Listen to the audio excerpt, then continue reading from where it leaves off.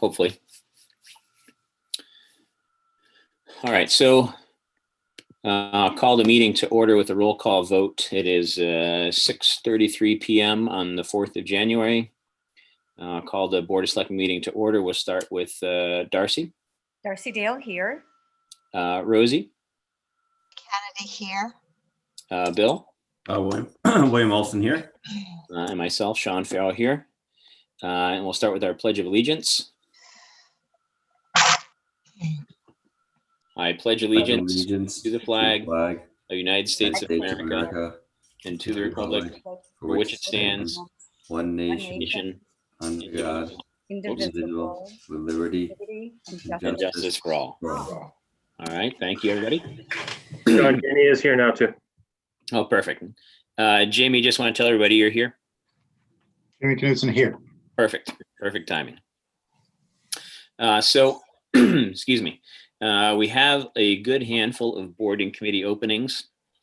We have a Council on Aging. We have 2 openings for that. That originally, I think, was on our agenda, but they meet on Wednesday, I believe. I think, is that right, Jamie? Yes. And so they haven't kind of confirmed, but they have 2 alternates now that they'd like to be full-time members. So we'll get I think we have those in our packets. So we'll review those next time after we get the recommendation from the COA. We have Human Rights Commission, 5 openings for that. And we've got a public forum coming up on that in a couple of weeks. Hamilton Historic District Commission, we have 2 openings for that. In the packets, I believe there's a memo from the HHGC kind of about the details on the recommendations, I guess, for their member. Zoning Board of Appeals, we have an opening. The Community Preservation Committee, we have an opening. The Conservation Commission, we have an opening. And Open Space Committee opening. So quite a few openings. And you can find applications on the website under volunteering and fill it out for any of the many boards and committees. Selectmen and Town Manager reports. Let's start tonight with, let's start with Darcy tonight. Well, I really don't have much this week. So it was a holiday week and Right. I don't have much to report. Perfect. All right. Rosie, I know you've been a little bit out, but anything to add tonight before we get started? I'll probably defer until next time. Thank you. All right. Bill? Only one thing, Anna Siza could let me know that the Hamilton's Wenham school committee's meeting on Wednesday and they will start talking about the budget. So I will be joining that meeting on Wednesday to start budget talks for next year. So that starts the budget year calendar starts Wednesday. All right. Jamie? No, I do not have any report. All right. And myself, I don't have anything to add since we just had the holidays and nobody's really met. And Joe had a town manager report. You want to share some highlights from that, Joe? Yes, please, happy to. Let me see, bring it up here so I can read it. You won't see it. I want to pass on from the town clerk, Karen Kale, that the 2021 street list and census forms were mailed out at the end of December. She asks residents to return them as soon as possible. As a reminder to residents, your information provides town departments with up-to-date data to help us use for grant applications, programming, state aid, and other things, and it's used to determine residency and benefits from the federal government. So please take a moment rather to fill out your form and return it to Town Hall. It can be mailed back or left in the Town Hall drop box.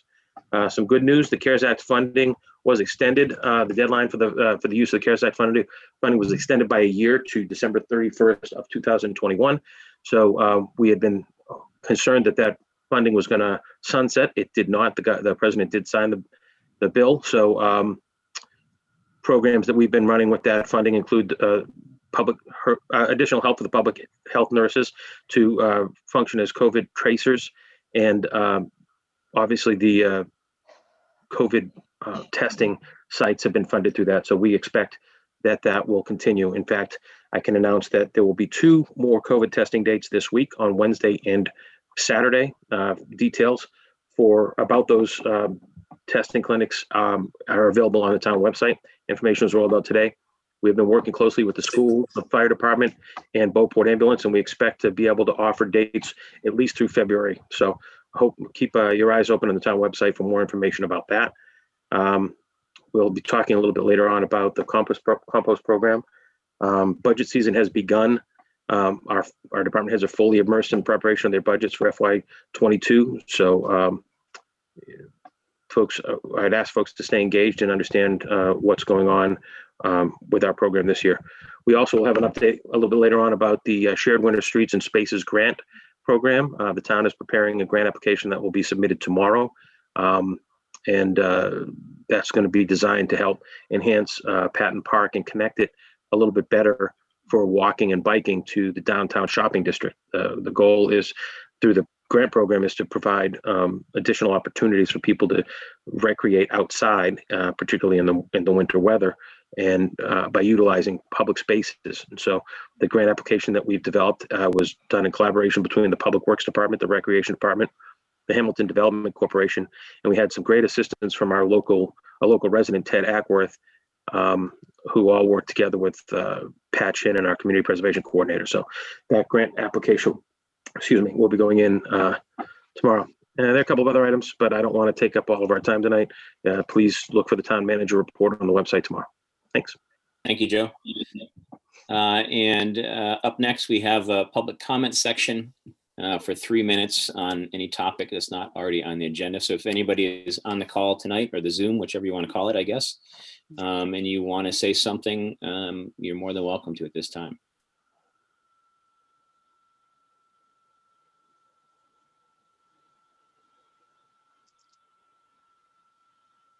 All right, we'll move on to our slated agenda, our consent agenda. We have first on the consent agenda, approved minutes of the November 23rd, 2020 meeting, and then accept a donation to the Hamilton Fire Department. May I make a motion? You sure can. I move that we approve both items on the consent agenda. Second by anybody? Second. All right, any discussion? All right, we'll take a roll call vote. We'll start with Rosie. Rosie Kennedy, aye. Darcy. Darcy Dale, aye. Bill. William Olson, aye, and thank you for the donation. It's always appreciated. Yeah. Jamie. Jamie Knutson, aye. And myself, aye. And Joe, can you just tell everybody on the kind of home view, I guess, what the donation was for? Let me see. I can bring up the. I can share. Yeah, I can't remember all the details of it. Yeah, I understand. Hold on. Yeah, they.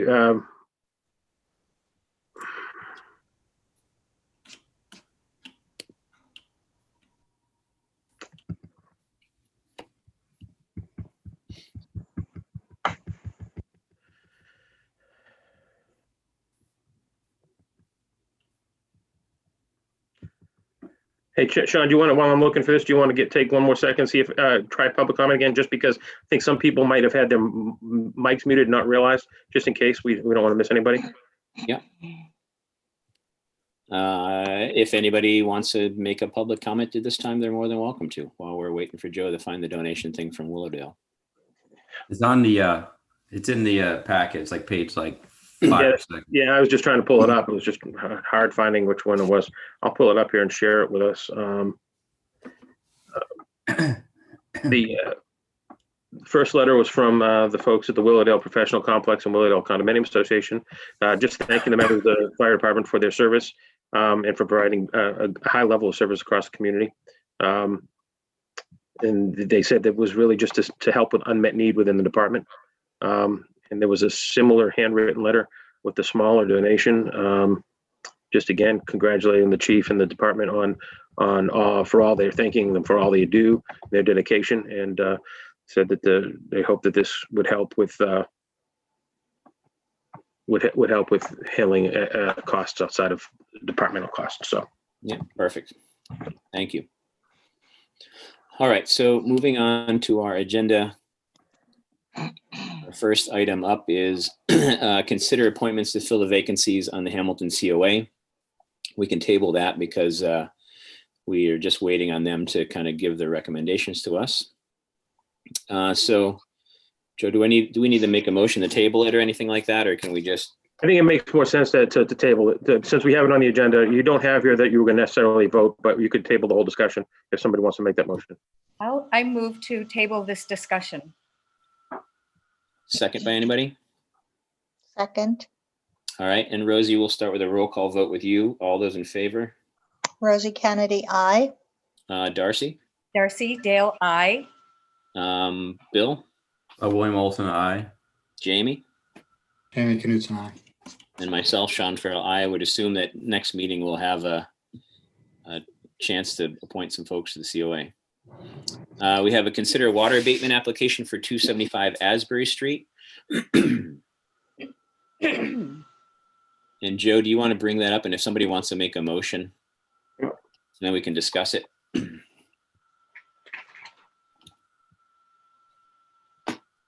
Am I muted here? No, I make a motion to approve the water abatement application for 275 Asbury Street Condo Association. Second. All right, and any discussion on it? Hopefully you've all looked at it. It seems fairly. Sean, it goes back to the conversation we had before, and you have to remind me what we did last time, but they're looking for abatement for 2 bills, not just 1 bill. Right, because it's 2 cycles, right? So this is only for 1 bill. So I have no problem voting on the 1 bill. I wanted to go back and look what we did last time. Somebody had asked for 2 cycles. I forget. Resolved it. I believe the last time, and anybody can chime in here and correct me if I'm wrong. I believe the last time it was over a 2 bill cycle, it was either the person who's applying for the abatement was a relative or the people were out of town for the season. I can't remember which it was, or if we've had both circumstances happen, where one was like an elderly parent or the house was for sale and they didn't notice it. I think it was one of those circumstances, and I don't know the full details of this one here.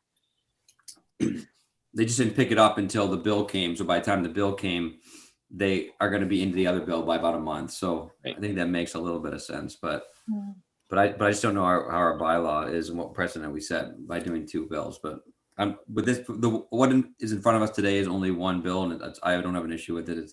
They took care of the issue. They were very prompt with it, and it's a very complete application. Any other comments? No, I agree with Bill. Yeah, and I think we just have to be conscious when we do these to, make sure that if it's over 3 billing cycles or something like that, we got to really figure out why they didn't figure it out sooner or ask for the abatement sooner. All right. If everyone's all right, I'll call the vote. So all those in favor, say aye. We'll start with Rosie. Rosie Kennedy, I. Darcy. Darcy, Dale, I. Bill. William Olson, aye. Jamie. Jamie Knutson, aye. And myself, Sean Farrell, aye. All right. Up next, we have announcement of the town election 2021 openings, and there is quite a few of them. Joe, do you have that list? Yeah, I'm bringing it up right now. I think it's right. I think it's the next thing on the list here. Here we go. So this will be up, and this is posted on the town's website under the town clerk's page as well, I believe, and posted in live in person and paper form at town hall. So. All right, so just to kind of read them off, we have 2 positions on the Board of Selectmen for a 3-year term, 1 position for a 3-year term on the Board of Assessors, 2 positions for a 3-year term on the Planning Board, 1 position for a 5-year term on the Housing Authority, Town Moderator for a 1-year term, 2 positions open for a 3-year term for the Hamilton Wenham Library Trustees, 2 positions open for a 3-year term on the Hamilton Wenham Regional School Committee. Nomination papers available the 29th of January. Lastly, the submit and file papers is Thursday, March 18th by 4:30. School committee papers go to the superintendent's office, I believe, by the same day at 5 p.m.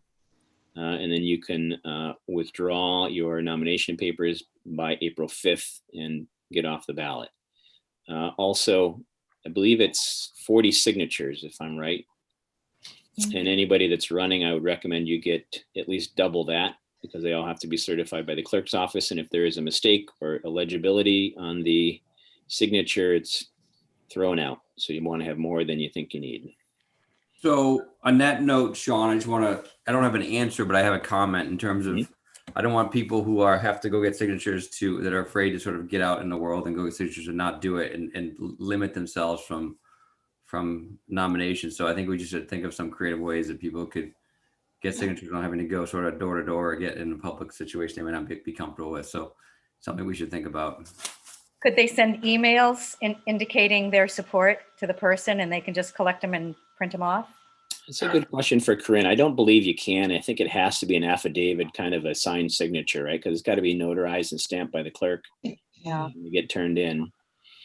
I can check with the, there may have been, the KP Law may know something about this, given, this disruption that the pandemic caused last year, and would probably be able to give us some guidance on it. That didn't interfere with our elections last year, but it did affect other elections that were held in the spring. So let me check with KP Law and get back to you on that. Thank you. That'd be helpful. All right, up next, Town Hall Building Committee recharge discussion. So we talked about this a little bit. I think it's been a few meetings ago now. Excuse me. And I've met with Joe and Mike Toomey and Tim and Patrick Reffitt, and we had a kind of a conversation about where do we go from here. And I think we came to the similar conclusion that, we all know that this is a need and really not a kind of a luxury for the town to update town hall in some form. And hopefully this is the form that it goes in. And that we needed to kind of have a better outreach as far as information and kind of public outreach to get more people aware of the situation at town hall, and that even though it has a big price tag of that everyone keeps saying the $9 million, we've already spent about 1.1 or 1.2 million towards the project on kind of buildable documents and in the couple years of research and blood, sweat, and tears by the building committee to get it to this point. And I guess the question is recharging that committee to do some type of an informational campaign, because they've done all the work up until this point to get us the bid documents. And now it's just kind of getting the word out there and reaching more people in town to come out and vote, hopefully in favor of it. And the question is kind of when. Is it a spring town meeting? Is it a fall town meeting? And also, we had talked in the meeting about getting the school administration and school committee kind of, I'm going to say, in our corner. And by that, I mean not putting a negative kind of impact on the project, which I know they didn't mean to, but I think a lot of school age parents were thinking that it was either or. Was it a new school building? Was it the turf field, or was it town hall? And they're really not in competition with each other at the moment, because those other two projects aren't basically shovel ready like we have the town hall project. And those projects are, 3 to 5 to 10 years out on those projects. And by that time we would have, some other debt exclusion or debt articles rolled off of our kind of premiums that we pay, and be able to kind of fold in another loan. So I guess anybody's thoughts on that, and we can have a discussion about kind of next steps and Yeah, I think I agree, Sean, but I think, in my opinion, there's two things, right? So one is the committee's done a really good job with nuts and bolts, sort of the design and the budget and the checklist and the surveys and stuff. What we got to do now is build a public campaign, right, to really get out there. I'm more than happy to have them join in it, but I don't know if it's really their charge, their responsibility. I think that might be a different, a parallel group of people working together, because I think it's different. It's different skill sets, different work. I don't want to put it all on them. They've done a really good job to get us to this point, but I think we need, Right. I guess to your point, Bill, if I can interrupt for a second, maybe we have some type of a conversation with the kind of leaders of that group or the whole group and see if they're willing to do more of this kind of public, I don't want to say public relations, but an informational campaign to get the word out more. And I know Mike's on the line here. So if Mike, you want to comment on anything that we talked about at that meeting with Joe and everybody, you're more than welcome to chime in at any time. But the other thing before I see Mike about to talk, but I mentioned at the school committee meeting, having some type of a statement or some type of a nod from them that, you know, they had a timeline for their capital asks for new school buildings or a turf field. And that would kind of help put things into kind of a timeline perspective for people.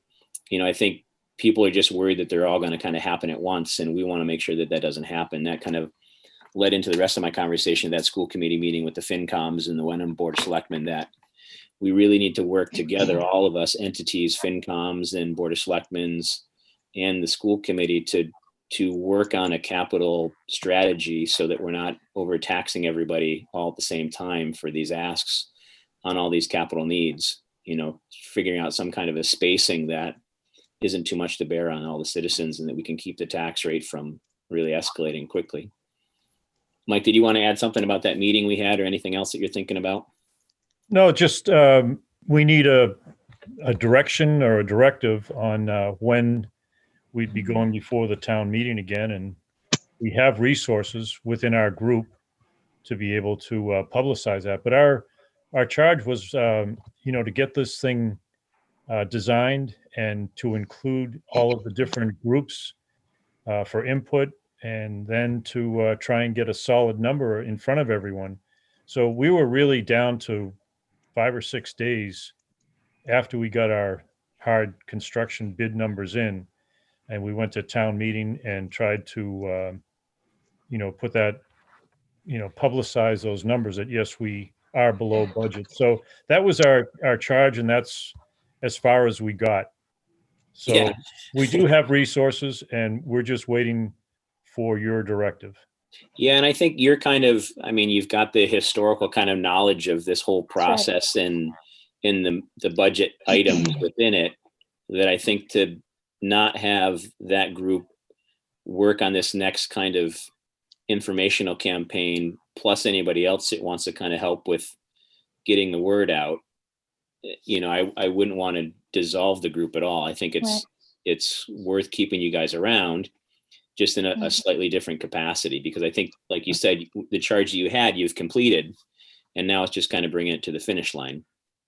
So, You know, I think before town meeting, we didn't have much time really to get all that information out. Right. right. You know? So, if I could make a couple of comments, that there does definitely need to be a broader communication, of which a rudimentary plan is being developed. And I think the most important point about this is that the Town Hall Building Committee are experts on this entire process, especially Mike, who's worked so diligently for the past two and a half years on this.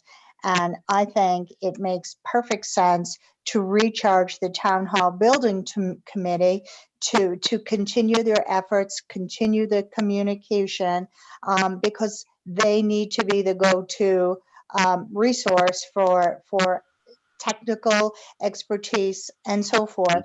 And then the other part of that is that,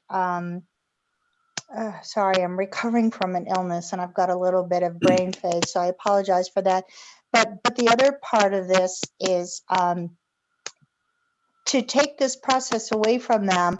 The Town Hall Building Committee, full disclosure, I'm a member of the Town Hall Building Committee. I think this group has worked very well together. There doesn't necessarily need to be the same frequency of meetings as there was before, but there is some room, hopefully some room to maybe cut expenses a little bit more. And so those are for all those reasons, I believe it's imperative to recharge the Town Hall Building Committee. They're ready, willing, and able to continue in their work with the addition of perhaps a communications project. So I think that it would be in the best interest of this entire project to continue to have the Town Hall Building Committee on board. Well said. Perfect. Even with the brain fade? Oh, gosh, I'm so Yeah. sorry. That sounds great. And I think that all those things I totally agree with, Rosie. And I just think it's kind of switching the focus a little bit, but still kind of keeping our eyes on the prize and getting more of that information out there and in a more digestible way into as many people as possible, through maybe even some nicely done graphics with the price breakdowns and why things are the way they are and how much is left on the project. And Right. the big thing for me is that this really isn't kind of a luxury for us. This is a need for us. We're in exactly. a situation where if we don't do something, pretty much now, we're going to lose our town hall, and then what are we going to do from there? And it's such an important part of our town for right, and many it's a reasons. keystone of the town, and Of course, that's So- exactly right. So would I be able to make a motion? I would entertain a motion. Okay, I'd like to make a motion that we recharge the Town Hall Building Committee to continue in its work to move this project toward ATM in May to the best of its ability. Understanding that we could alter the date if necessary, but there are a lot of positives. I'm sorry, that's too much information. Why don't we say instead of just the May thing, let's leave that out because we haven't had that full discussion yet. Maybe let's say if I can put words in your mouth, that we make a motion to continue the Town Hall Building Committee with the charge to help explain the project and its needs to the town for further consideration. And to perhaps be able to cut the expenses a little bit more. And I'm also aware that all the members of the Town Hall Building Committee are ready, willing, and able to continue. Second. All right. Any further discussion? So does he need more? They need more specific information, or is this he's looking for direction? Is this enough direction, or do you need something more specific? I guess is my question, to make sure we give clear and concise direction. Well, we would like a target if it's spring meeting or fall meeting or 2 years from now. There are considerations, both financial and the time frame. Right. One of them is if we had a May spring meeting and it was approved, we could possibly hold the bidding numbers and continue. If we go into the fall, it would most certainly have to be rebid. So there's considerations there. So it's that part of it's in your court, what you want to do as far as the time frame, the time issue. All right, let's close out the motion here. We'll pass the I motion wanted to first, and then we'll jump on what Rosie said, just to give my opinion of what I think they should be working on, but just so it's in the record. But I think I think that's good, Bill. I think that let's have the motion to recharge them, and then let's have a discussion after about kind of timing of it, and then we can help kind of give them some concrete directions. That sound good to everybody? So give the concrete direction after we vote on the motion. Well, we're just making the motion to recharge them. Yeah, we seconded it. I seconded it. Yep. So let's call the vote on it, and I wanted to say something too after Bill does. Go ahead. So you want to vote, Sean, and then we'll have a discussion. Is that what you want to do? Well, I want to vote on the recharge, and then I want to talk about the date, unless you want to include the date in the motion, because it's not in the motion. I thought. You know what I'm saying? We could make it a more full motion if we want to have a more robust discussion about. Let's have a discussion, and then we'll vote on the motion. Okay. Yes. Then we can change it. Then we can change the motion. Then we can amend the motion. Yeah. Okay. Yes. All right. So in my opinion, there's three parts of the recharge I'd like them to focus on, whether it's the same committee or a committee that's a little bit shifted, because I think they're the construction expertise, and I think they need to focus on the construction aspect of it, which is one, listing the deficiencies of town hall, getting that out there in the community, what all the deficiencies are, so we understand them, what the cost savings might be that Rosie mentioned, and then the options, like if we don't vote on this or we do something else.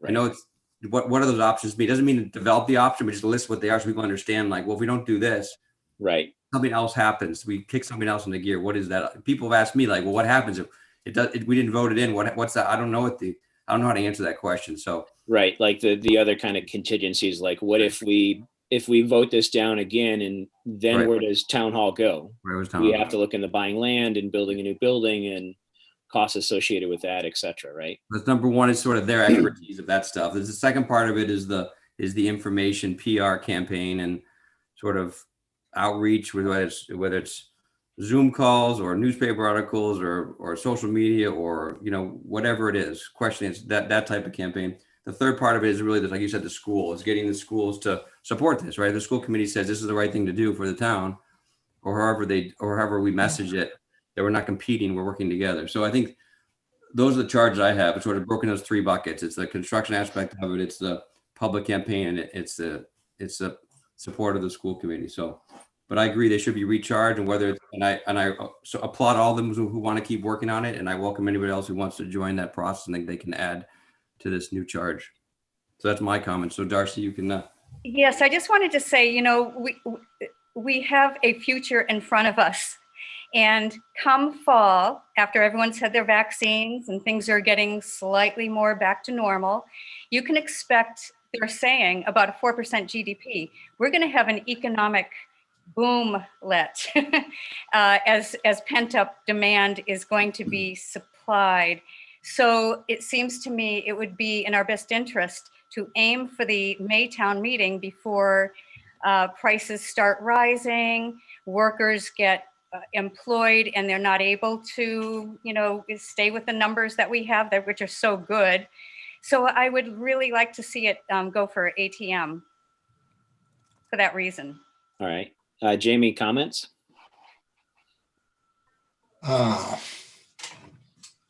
Yeah, I mean, I guess I would say that if if we can answer answer everybody's questions, perfectly. Now, if there are no other options, right? And we can communicate that well, then as much as I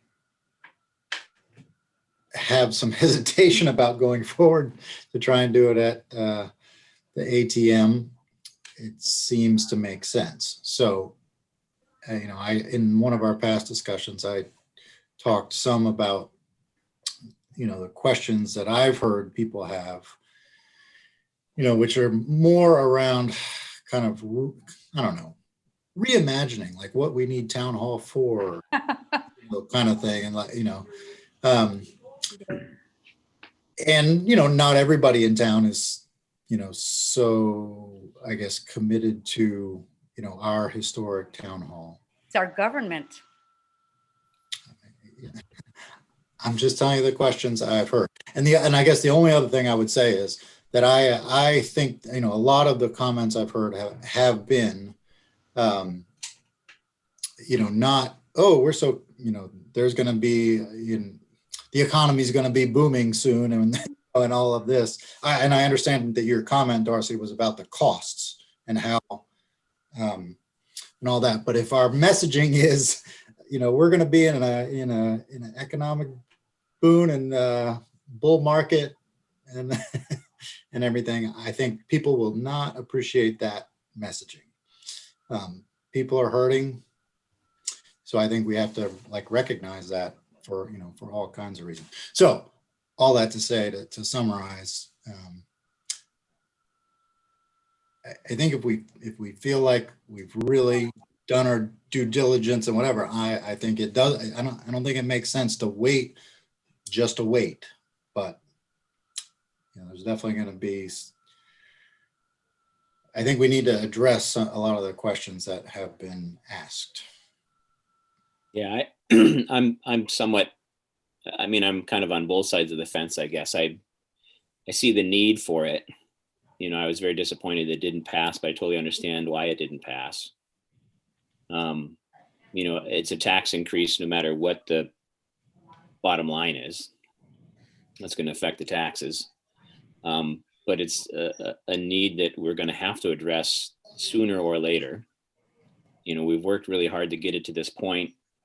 This is what the committee and the Board of Selectmen have been working on for a number of years now to get it to its most kind of lowest cost for us. You know, there's probably still some trimming that can be done, but I think we've done quite a bit. I'm just hesitant to, as Jamie is, about bringing it back in May after it was just voted down, and plus with the pandemic and the economy. But to Darcy's point, and I know Mike's probably point as well, that we've got bid documents, and if we let those go, then we got to go back out to bid and start the whole process again, and it's going to cost us more money. And probably at that time, the contractors won't be as hungry because the economy is going to be opening back up, and the bids will come in even higher and even higher because as time goes on, cost goes up. So it's kind of almost a catch-22. And also, Sean, I'm sorry. Go ahead. I was just going to say that I think it's really important to remember that the bid came in almost $800,000 under estimate. That is a significant number, and I think, being the fiscal conservative, I think something like that you can't sneeze at and say, well, Right. because that does matter. No, and I think the other thing here is in that I see a lot because I'm in town hall a lot. You know, not everybody in town goes to town hall. There's really only a small percentage of people that go to town hall. You know, and to Darcy's point, it is a symbol of the town and stuff, but I see it as more of it's a place of business, and people are employed by town hall, and they're there every day, and the conditions at town hall are, you know, subpar, and they're not getting any better, and those people are there every day, you know, doing the job for us.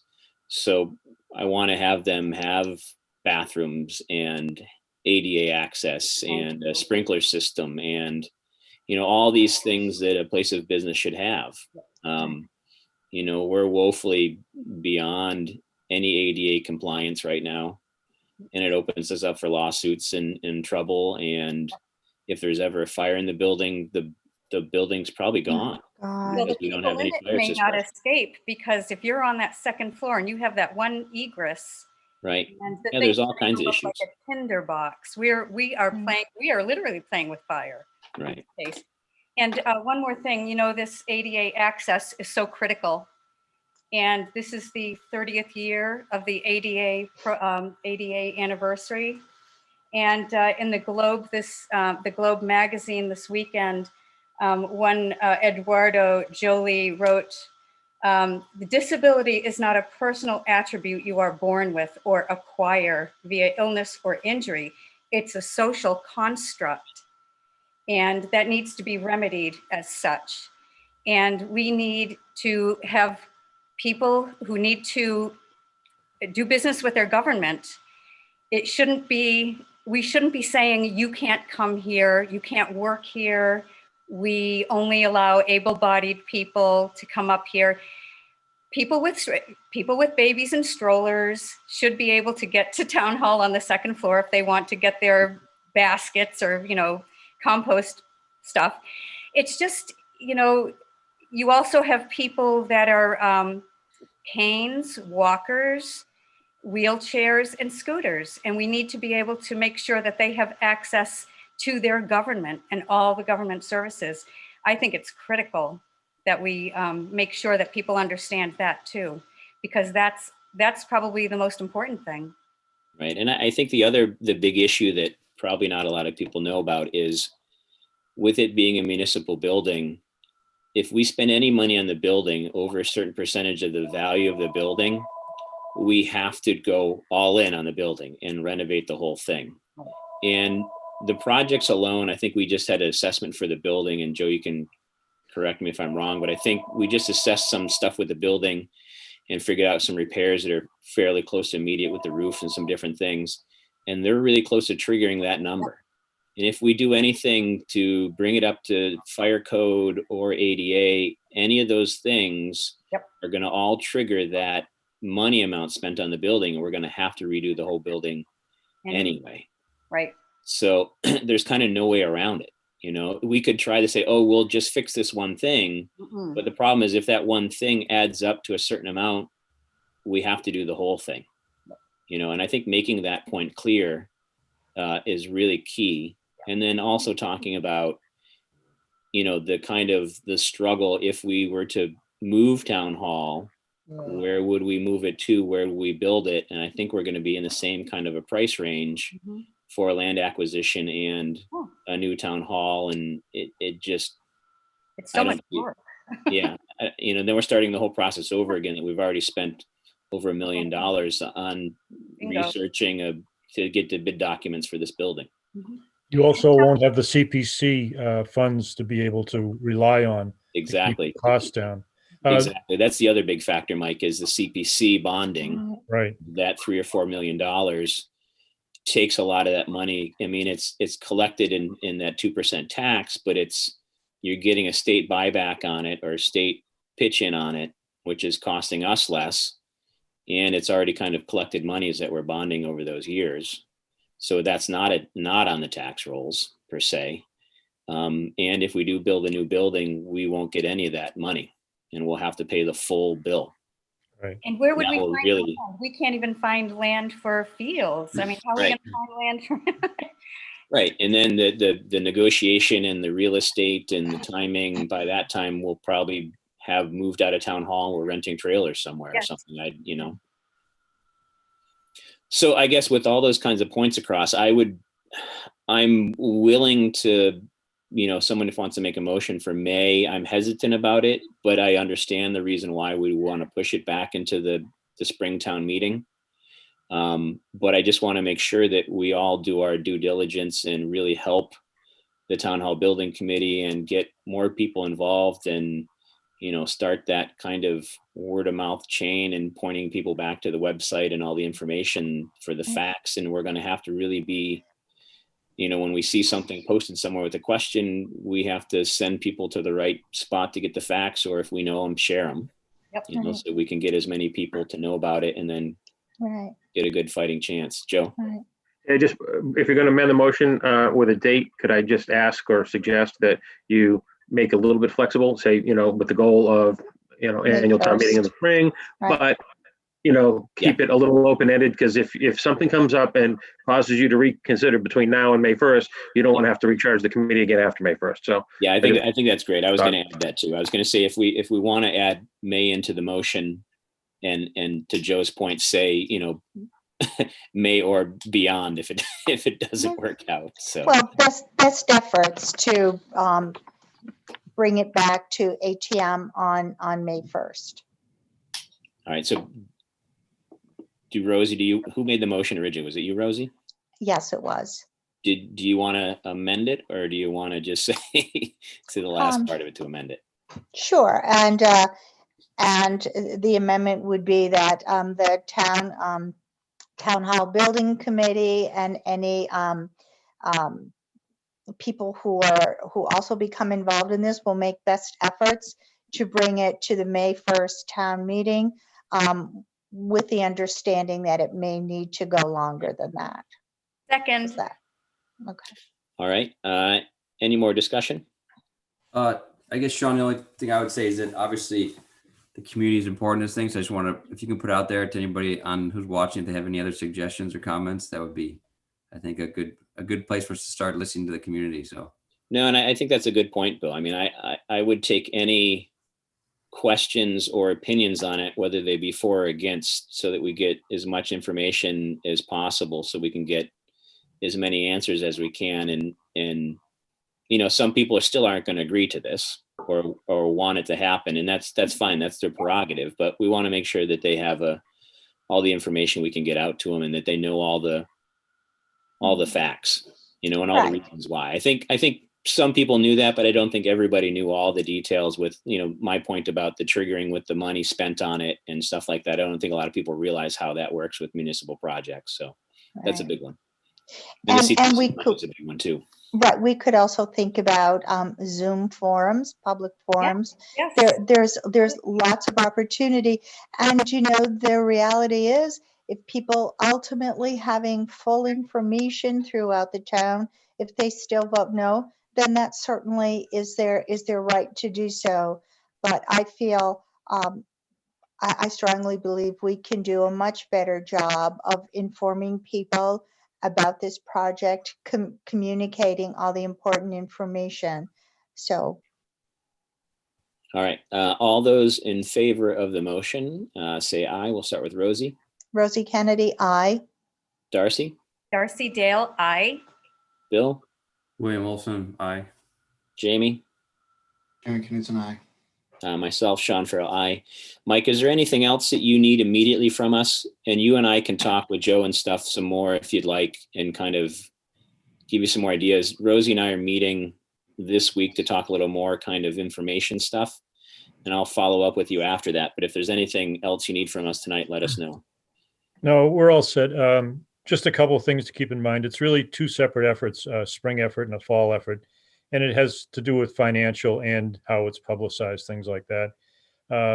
We're prepared to bring some people into the group or rely on some people outside of our group to be able to do a better job with things like Facebook and a website and publicizing this correctly. We didn't know, this is a little bit outside of what we're discussing here, but we didn't know coming up to the bidding if we were going to be $1 million over or $1 million under. And to publicize something where you don't have a real good feel for the market, that's a ticking time bomb. So we had to really condense everything down into that short period of time. Unfortunately, we didn't get enough of the message across that there was a lot of incentive to do it now. And there'll be a lot of incentive to do it in May to get this out of the way. So we're prepared to move forward if you'll give us your input and any suggestions. We'll absolutely entertain them and do the best we can. Right. And Mike, one thing that I'll kind of put on your committee too is a contingency. Let's say this fails in the spring or the fall. What's kind of worst case scenario for us and what the options are. I want people to be aware of Right. That we're at a timeline here with town hall where we're going to have some issues with it, and we're probably going to have to figure out some other scenario, whatever that may be. Well, we have to ramp up the incentives to do it. And some of that will be financial. We have to maybe look at a little better way of financing this and maybe cut contingencies back a little bit and take some of the things that we have in there. Maybe they have to come out. So we're going to look at all those things and put something together that people will maybe be more comfortable with. Great. Thanks so much, Mike, for all your work on this. Not a problem. Thanks, Mike. Thanks, Mike. You're welcome. All right. Up next, we have the organics ban policy rollout discussion. And just kind of a primer on this, you all know what it is. It's the hot topic at the moment. An announcement went out a little bit premature, maybe just on, I think, Christmas Eve it went out, and it wasn't quite ready to go, but it was out there. So a lot of people were kind of upset about the rollout, but hopefully we're going to make up for it with all the stuff we rolled out today and the kind of memo to everybody on kind of the parameters of the program and why we're doing it, the cost, how to do it. We worked on a form, Joe and Tim and I, for the compost bin if you need a new one. We worked on a form for exemptions for either if you're a home composter or you're a commercial business. And then we talked about the kind of rollout where we start kind of enforcing it. I didn't think, and hopefully everyone's on the same page, that February 1st wasn't the date to stop picking up people's trash. That was just the rollout of the program. Yeah. We'd get a lot more kind of anger mail over that. And so I suggested, May 1st. It seems like a long ways away, but it's really only a couple of months when we look at it. And that gives us enough time to get barrels to everybody because we've ordered, I think, a pallet or two of them. I think we're going to kind of rob Peter to pay Paul. We're going to borrow some from Wenham that they have in stock. And then when we get ours in, we'll give them theirs back that we took from them. to kind of get the program started, and it gives us time to get more word out there and some kind of marketing, or not really marketing, but we use that word a lot lately, education, right? Information. Information on Right, kind of what to exactly. put in the compost. We sent out a couple mailers, the waste committee had sent out some mailers and stuff, but I think showing some more of that, maybe even, one of us or somebody at town hall to kind of do a little informational video. I saw someone online did one about how to do your kitchen compost and this and that. It really is kind of making your black barrel lighter, and that's the whole goal of this, is that you're not putting 50 pounds of food trash in your trash barrel and it's costing us, $75, $85, $95 here over the next couple of years at Wheelabrator. It's only costing us $40 at weekends. And plus, then you're not carrying out the huge heavy black barrel. It's one more barrel to carry out, but it's going to make your barrels lighter when you bring them out there. And realistically, they're on wheels too, just like the black barrel. And if you're going out for one, it's a little barrel. To bring it in, you just stick it inside the black barrel and bring it back to the back of your house.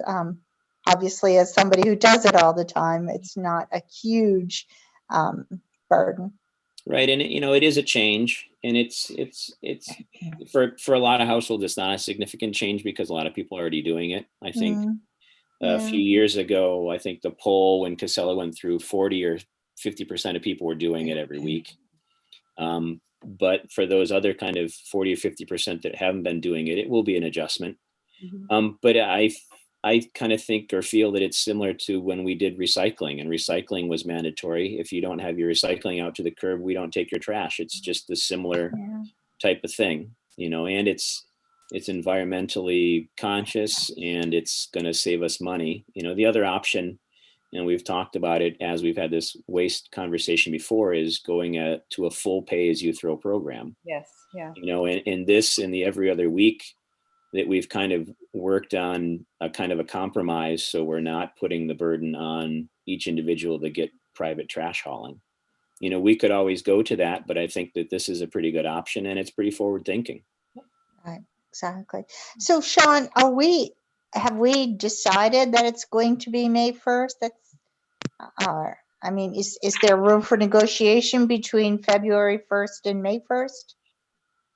Go ahead, Joe. If I could just add, I think the board voted to pass the policy and put it on me and Tim to implement. We're recommending May 1st to give ourselves some time. One of the challenges is that 40 or 50% said they were already composting. We don't know what happened to those other 40 or 50% of barrels that, we may need to replace some. And the lead time on getting barrels is about 6 weeks, 6 to 8 weeks.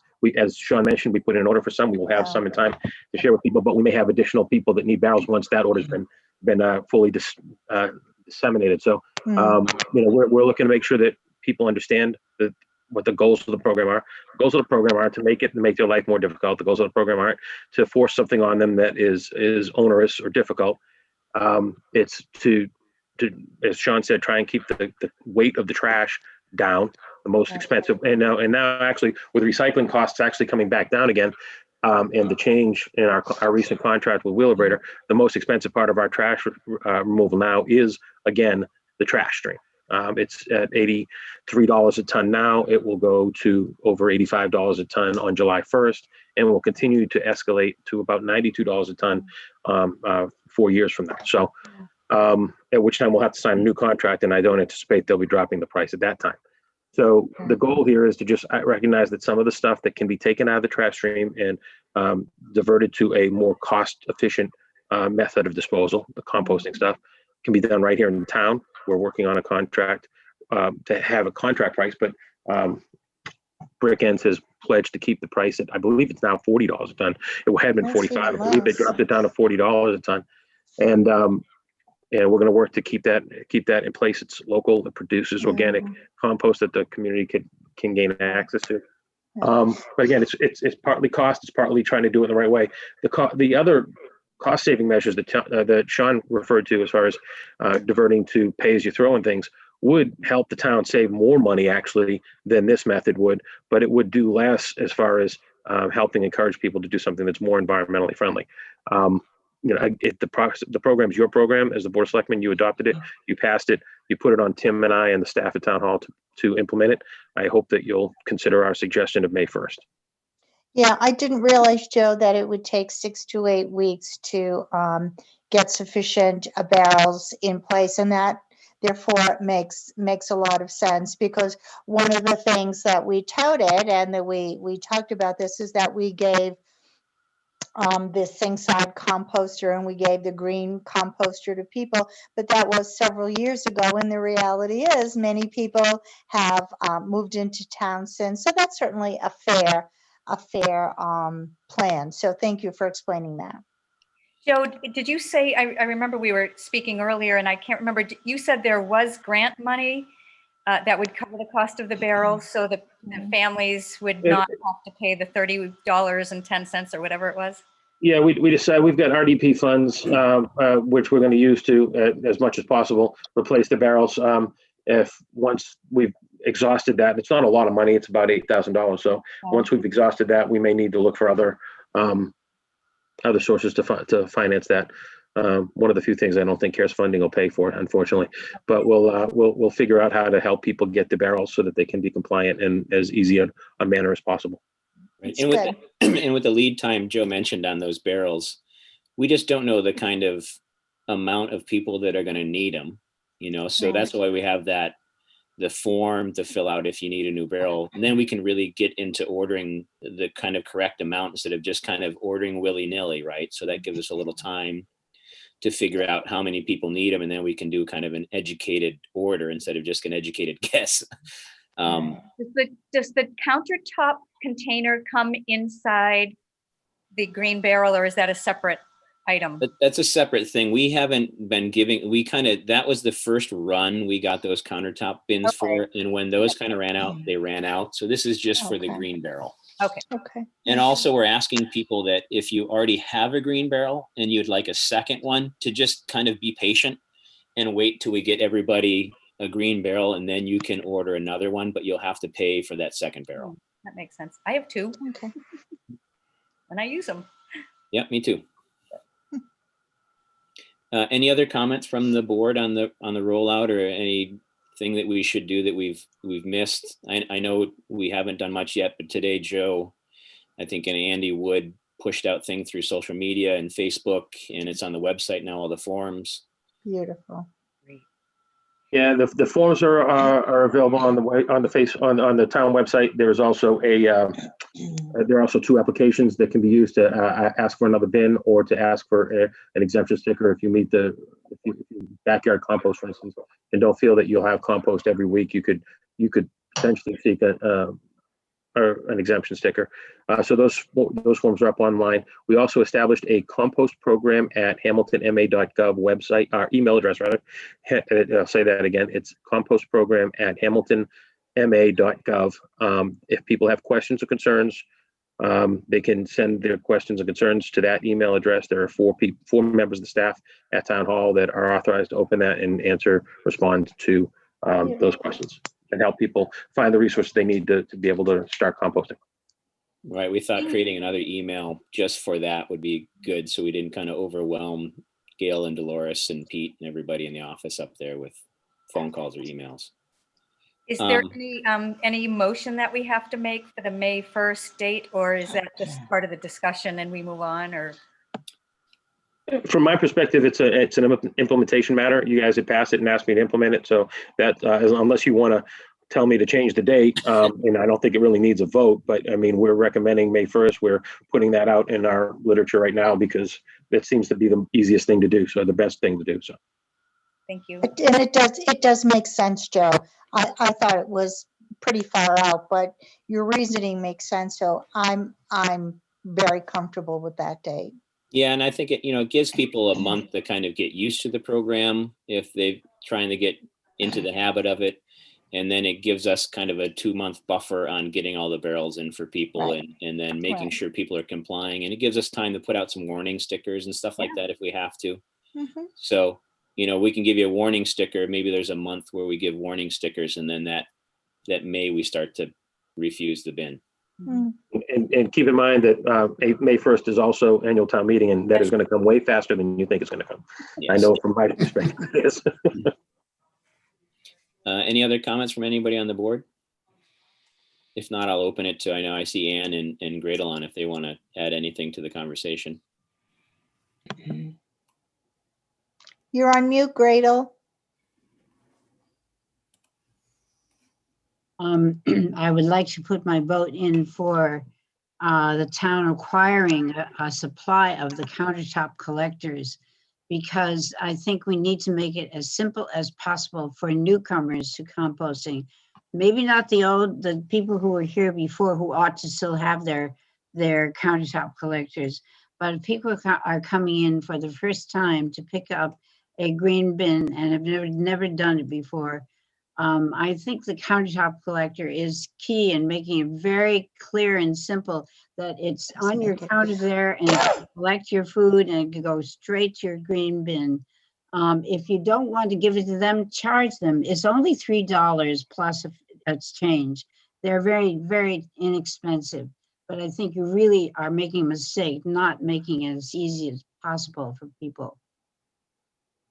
I think that's a good point, Gretel. And I'll have Joe, you can look into the cost of those and we'll see. And we have on the request for a new bin form, there's a question on how long you've lived in Hamilton, and maybe if you've moved in the last couple of years or so, when we haven't had those as part of the program, maybe you'll get one as well.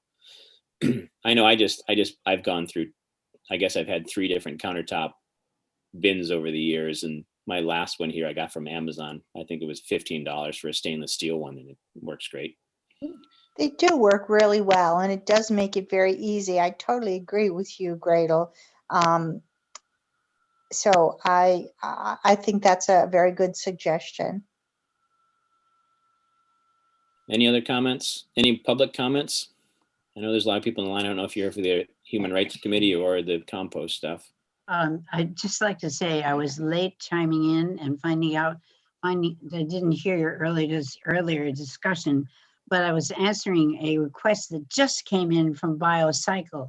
That's a national newspaper that wanted me to send them pictures of our green bins and somebody picking them up.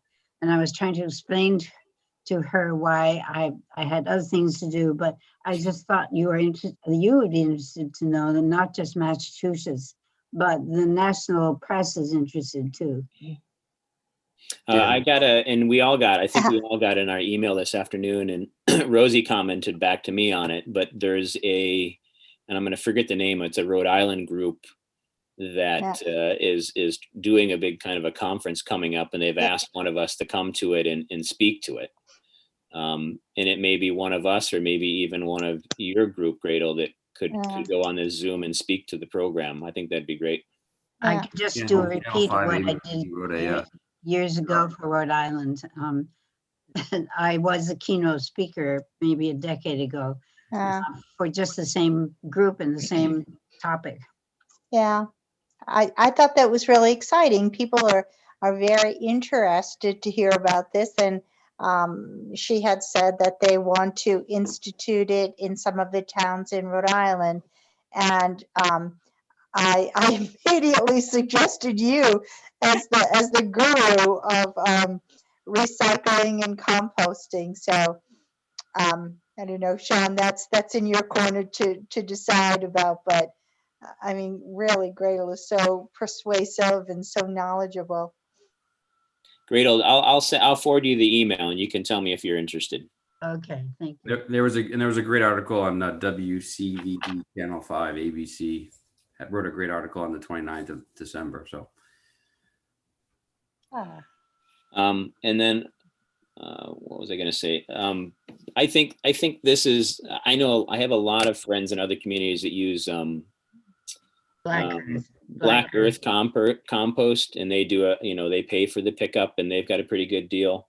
I think it's going to be like the plastic bag ban. I feel this is going to kind of trend. I think other communities are going to see the success from our program, hopefully, and will take the initiative to figure out some form of it that will work for their communities, and hopefully there'll be kind of a waterfall effect of more composting, whether it's mandatory or not, that people kind of follow the example. Any other comments before we move on? All right, up next we have COVID testing rollout discussion. And Joe, you want to cue this one up since you talked about it in your town manager report a little bit? Yeah, it's a brief discussion. Just want to we want to make people aware of the fact that the town is going to continue the COVID testing that we began in January using CARES Act funds with the assistance of Beauport Ambulance. We're doing it in collaboration with the town, excuse me, in collaboration with the town of Wenham, and we'll also be trying to serve the needs of the regional school district through that collaboration. The fact is that with the CARES Act funds being extended, the deadline for those funds being extended, we were pretty judicious about how we used those funds. We thought that it was in our best interest to make sure we did what we needed to with them, but not go crazy and use it all up. I'm glad that we took that approach because now the funds have been extended and we can continue to do what we've been doing with the funds since the summer, which is to provide additional resources for the health department to meet the rising need in our pandemic response and to provide this testing. So we'll be able to do this until we don't need to anymore, I hope. The school department's working very collaboratively with us on letting us use the middle school parking lot as a staging spot. And it looks like the best days to do that are Wednesdays and Saturdays. Wednesdays because it's a day when there are a lot less students in the school. So there's a lot less problems with traffic and such. And Saturdays because it's a weekend and again, no students in school. So we know the 2 dates that we're going to have for this week are Wednesday and Saturday. We're hoping and expecting that we'll be announcing very shortly that next week and on in through at least February, we'll continue to do that same, and we'll monitor it as long as the numbers are high and there's a lot of transference of this virus in the community. We'll continue to test, but our test is for folks who are symptomatic or have been identified as close contact. We don't have inexhaustible resources to provide the tests. So people who want to get tested so they can go to Sunday River and come back, that's great. We encourage people to do that. That's a wonderful thing. We just can't afford for the town to be paying for those tests. So we ask people to understand that. The new program does include a pay option, slightly more than what we're being charged, but I believe it's only $85 per test. There's a separate form that we ask you to fill out that includes you putting in your credit card information for the test, but Beauport Ambulance stresses that they will be destroying all those applications once the tests have been processed. So they won't be holding on to anybody's credit card information, but just like any store that would take your credit card, they'll have it to process that transaction. So that will be possible. We are asking people to try to pre-register for that. Wenham rolled out some software that will help people do that. So we'll have a log of people that want to get the non-essential test. So we have an idea on the volume, and Beauport can properly staff, and Hamilton Fire can properly prepare to help move that line along as best we can. So look for the information on the website, please. Thanks. Joe, I have a question for you. So if somebody if somebody was positive and wanted to be retested to see if they're now negative, if they were a town employee, a town employee or a town resident, and the type of insurance they had would not cover it because it would be out of network. Is that a situation where the town would pick up the cost for that? Most likely if they're already identified as positive, but generally what's going to happen, and Rosie as a healthcare professional, you recognize this, when people are identified as being positive, what the COVID tracers in the state will do is they'll get in touch with them and talk them through what happens next. Once you've been identified as having the disease, they kind of tell you what the next steps are. Most of the time, if you're, your question comes up, I think, a lot when people have been identified as being positive, but they're not showing any symptoms, and they're concerned about wanting to be able to get back to work because they're asymptomatic and such. But for the most part, just work with your contact tracers and they'll advise you. And if our contact tracers are telling them to go down and get tested, we'll cover it. It's fine. Okay. Makes sense. Yeah, that's helpful. Thank you. I think this has been really helpful for the community. I know I've heard a lot of kind of positive feedback about it. And I think, Joe, and you can correct me if I'm wrong, just before kind of the holidays, we had I think on the Wednesday, we did about 600 tests or something like that before the Christmas holiday. So people are definitely taking advantage of it. You know, Over and 600, there were over 600 for both towns. But then, then again, that was one of the concerns we had, and the reason we're stressing that, and the reason we pushed Gulfport to provide a pay option, right? Because we have limited resources. And so when people were going down to get a test and they didn't need the test, it's basically taking away the ability for us to provide a test to somebody who did need it. So Gulfport was gracious. They worked with us. They came up with a way that they can do it. Like I said, the price is a little bit higher, but it's only $85 per test. I think most places it's 120 or above to get a 69. non-essential test. And so we felt that was a good option for folks, and convenience of being able to do it here in town. But we want people to be, honest about that, because, if you take a town test, then somebody else can't. So we just Right. want people to be clear about that. That's all. Right. All right. Any other comments on that? Okay. Up next, we have town manager evaluation discussion. As you all know, we've got some evaluating of Joe to do or did. I've gotten it from a handful of you. I got some from Darcy today. And tonight's discussion, we have Michelle Lee on the phone line here somewhere, I think, or she was here. But she sent out, there she is. She sent out an email. I don't know if everybody saw it, just before the meeting, with some forms, and I'll try and find it here in my email. Maybe Joe, I don't know if you have it. And we can share it. This wasn't in your packets because it was kind of last minute here. And so we had, basically we had an evaluation for Joe, and then Darcy brought up about some employee evaluations, which I thought was relevant too. And then initially the plan was just for department heads, but I think there was a request for kind of a more widespread evaluation. And so extending that invitation to department managers and supervisors, because we have more kind of upper level people, but they're not a department head, they're a manager or supervisor. So Michelle thought that they would be relevant as well. And I agree with that. I don't know if everybody else does. I would hope you do, because then we'll get more of a kind of a base of opinions and engagement and stuff for evaluations for Joe. Michelle's also been working on a kind of a general employee engagement survey. And I'm not on the screen here, so I can't see everybody's looking at my email. I apologize. But first, maybe let's discuss the kind of expanding the evaluations from more than just department heads to the supervisors and managers as well. Does everyone think that's a good idea? Do you not think it's a good idea? Do you have the numbers or what that means? Does it go from 5 to 10? Michelle, do you know? Offhand, if going down to supervisors, department managers, you're now including the treasurer collector, the assistant DPW director, the chief assessor. These are main players in our everyday operation that deal directly with Joe. And I feel that their opinion is valid and worthwhile to add to the process. And also makes them feel a little bit more involved and that their opinion matters. I often feel that second tier kind of just gets lost in the shuffle a little bit. So, and I think it's really important to start, engaging that level. And Sean, that form, is that like one we use every year? You and I didn't review that form, the internal form.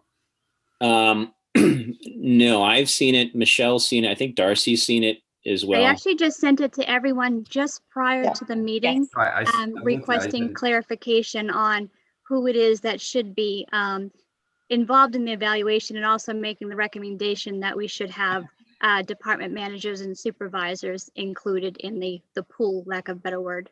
Who created that form, Sean? I did. Oh, you did. Okay. Yep. It looks good. It's very complete.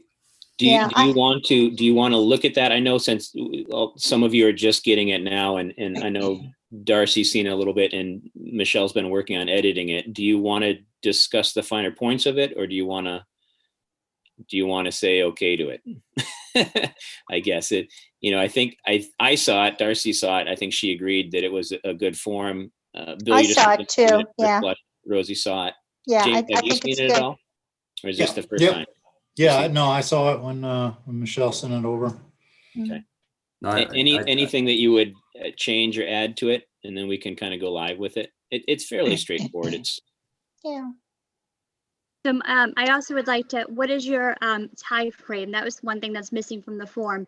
The evaluation time frame. Are we looking at, FY 21? Are we looking, from the beginning of time? I'd want to give them a date to look at to assess a certain level of time. I What do mean, you because think? you can't hold Joe against him if he ticked him off 6 years ago, but like Right. made changes and everything's good now. Right. Not that Joe would tick anybody off. Please don't send the form to my wife. How far back do you think should we go back like a fiscal year, 2020? I think that that's fair. Everyone agree to that? I think that makes sense. that makes Okay. sense. At least because it gives like 6 months beyond COVID. Like I think it's not very fair Right. to use this time. We're all trying to figure this out the best that we can, Right. and we're all making mistakes Sean- and learning. My only comment on the form is that it's applaud Michelle for the form. I think the form looks great. The only thing that I want to comment, John, is when you and I talked, we thought that is more important in evaluation to have less of a numbers game and more of comments, right? So you and I went from 5 to 3, and this is back to 5 again. So Right. it's more important that we get comments and written statements and notes than it is, I think, that we get numbers. So we're not adding the numbers up and coming up with a score. We're trying to get Right. Yeah. accurate. Did you? So I think it might make more sense to go back to how we're evaluating, Sean, and just do the 3 numbers just instead of the 5. But that's my opinion. I'd hear if anybody else convinced me otherwise. So Does everybody understand kind of what Bill and I are talking about there? Because Yeah. the previous kind of iterations, I think, at least I think the one that Jeff had sent out 2 years ago was like a 1 to 10 almost, wasn't it? yeah. Yeah. And it was Michelle's approach. what's that? I like Michelle's approach because it's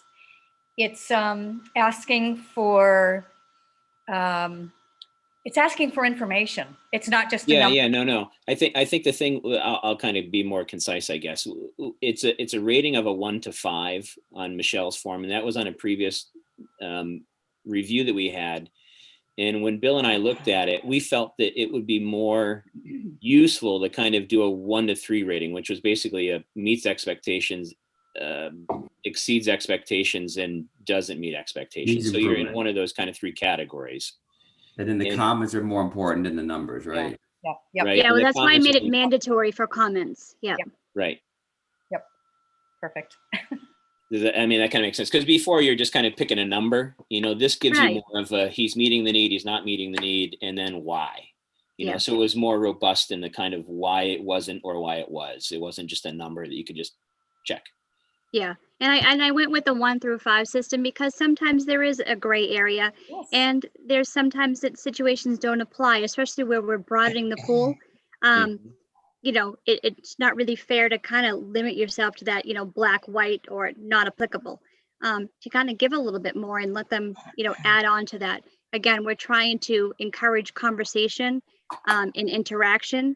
And we're not trying to limit, and we're not trying to just say, this is what you need to say, and this is what you need to stick with. Let's this be a revolving document. In my defense, I've never seen another evaluation from for the town of Hamilton. So this is something I just kind of ran with. Yeah. Hmm. So maybe a little bit of a compromise in that we do the 1 to 5, but then we have a comment as well to kind of explain why. Does that make sense to everybody? Yes, it does. Yep. I think All Michelle right. was very thoughtful putting this together, and it just struck a right tone. Thank you. And it will be confidential, is that right? So people will Yes. feel free to. I know I didn't give a lot of people an opportunity to look at it too much, but I kind of gave a suggestion of how to do it confidentially, which is scanning it from the main copier on the first floor of Town Hall. And the return address of that copier is just numbers, so there's no ID associated to it. But I also gave them the option of, if they had a better way, do it your way. And that was the other reason why I protected the document and made it so you could type on it as well. So it just gives that one more level of confidentiality, which I think is important for people to be honest. So do we want to have Michelle kind of distribute this and give people kind of we've got a time frame for going back, and I think we have the end of this week for the completing the form. Does that still sound reasonable to everybody? Which form? The one that goes to the, you mean our forms or the ones that will be done by the employees and staff? The latter, the one we're just talking about. They're going to need more time. How long do you think is reasonable, Michelle, or Darcy, or Rosie? Well, Michelle or would Jamie? know. Yeah, I never like to give more than a 2-week deadline. If you're serious and you're going to do it, if it goes more than 2 weeks, it tends to just slide off the calendar. Yeah. So I like to do a week, and then I like to give a reminder, tips or suggestions, and then by the third day, say, hey, this needs to be done by noon on Friday. And it is what it is. Yep, that sounds good. Mm. Everybody agree to that? You're gonna roll it out tomorrow and give everybody a week? Is that what you're gonna do? I'm going to double check it for spelling errors and all that stuff very first, though. Yeah. I Jamie, did you got to have- check it 20 times. Yeah, that's Jamie, fine. did you I have a think comment? I think a week makes sense. No, I'm good with it. Let's. I think it's great. I applaud Michelle for being proactive with this, and let's get it out there and get some comments. Jamie, did you have a comment?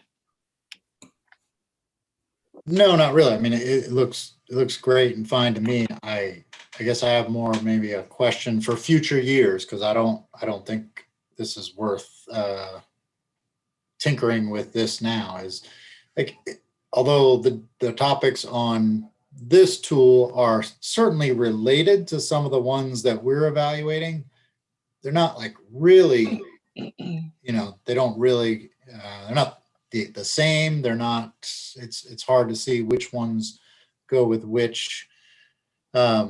Right, it's almost like two separate evaluations. So I wonder whether it makes more sense to at least get them intertwined a little bit in the future, not this year. I agree with that. And I think it's great.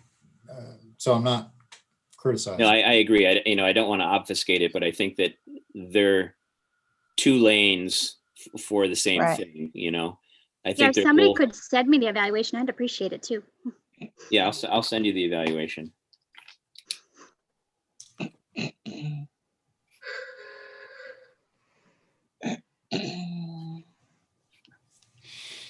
All right, and so the second part of it is Michelle's also been working on kind of an employee engagement survey that I mentioned before. And let me,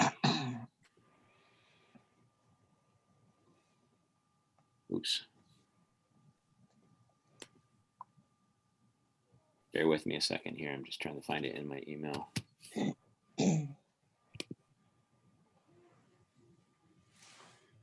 you want me to talk about it a little bit, Sean? Yeah, if you could talk about it. Joe, I just sent it to you. So if you could share it while Michelle's So talking about it. it's been a team effort, this engagement survey, and being a municipality, we can't use the typical top 50 questions that you use in an engagement survey because we can't, offer incentive and additional benefits. Our hands are really tied. So I kind of changed the basic and breaking it down into 8 sections, which is, the employees engagement, communication, leadership, compensation and benefits, employee recognition, personal and professional development, work environment, and work-life balance. And it kind of put it on both, so it's not one of those what can the town of Hamilton do for you? I kind of flipped it and said, what can you bring to the town of Hamilton to, make communication better, to make employee development better? How are your thoughts on it, and what can you share from it? So it's a very, very rough draft, and I apologize that you have to look at it this way, but I kind of just set it up with the basic questions, and then I like the idea of breaking it up and making a mindset. And when we talk about employee engagement, define that of what we want them to look at. As far as, working for the town and working for, being involved in the government, not just showing up to work every day. Are you doing this because your heart is into it? communication just as email, and, do you have suggestions on how to make communication better? Not just putting the onus on someone else of how can the communication is terrible and nobody ever tells us anything. Just making it different and making it more conversation and suggestion than it is for someone just to sit there and tell us everything that we're doing wrong. And so I just forward this to all of you as well as Joe, who's sharing it now. But Michelle and I are kind of talking about it today, so it really is just hot off the presses here. But to Michelle's point, I think that this would be great to do periodically. We kind of did another survey a few years ago when Michael was still here, and I don't think it was as good. I think this one's a little bit better, and I think if we polish this one up a little bit more, it'll be really good, because it's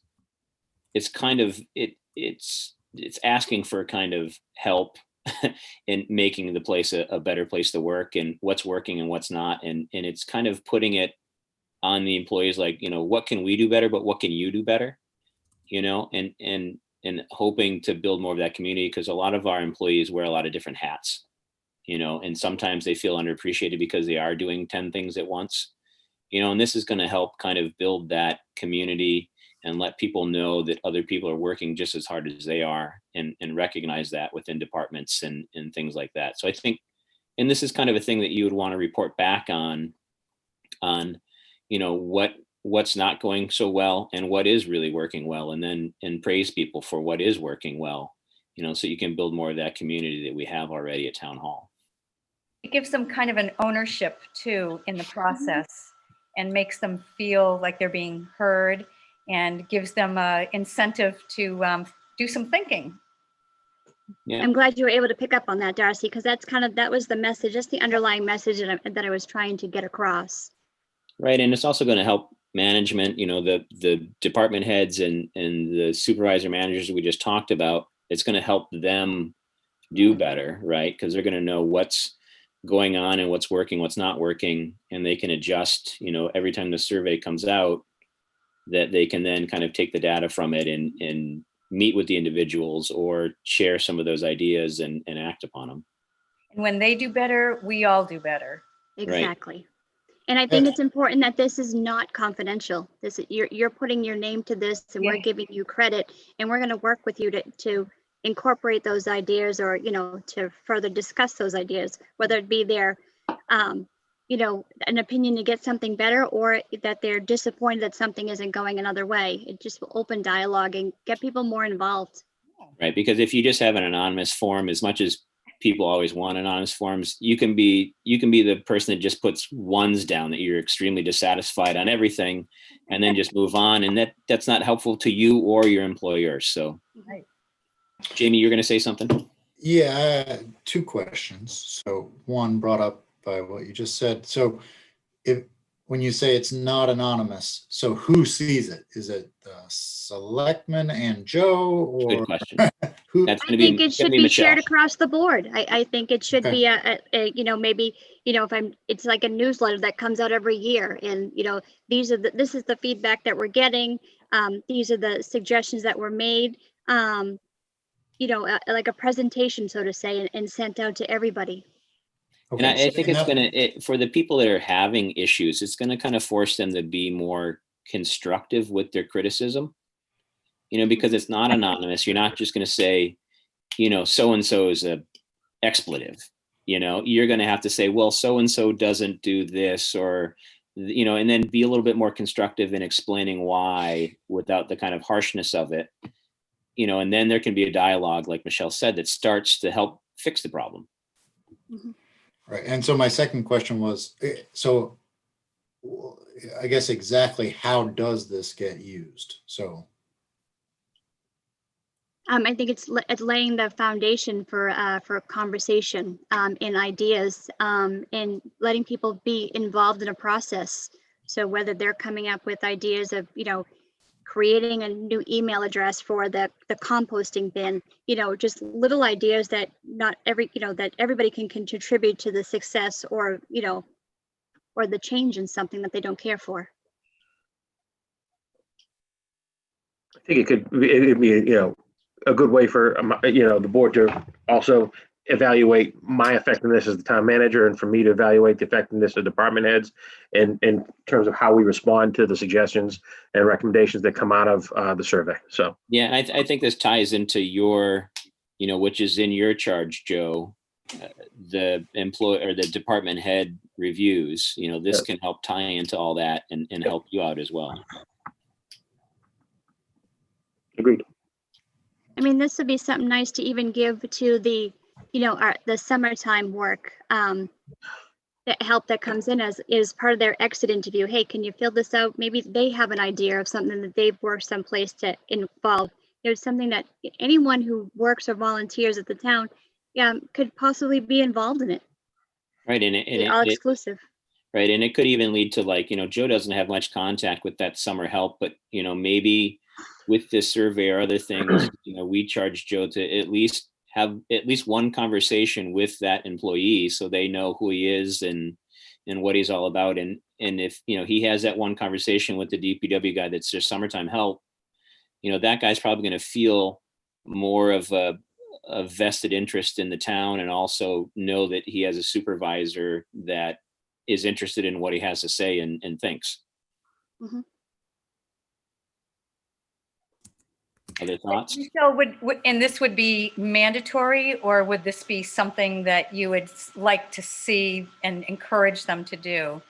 Yeah, it would be strongly encouraged. I don't think we have any repercussion to make it mandatory, but it will certainly be, frowned upon if you're not involved in it.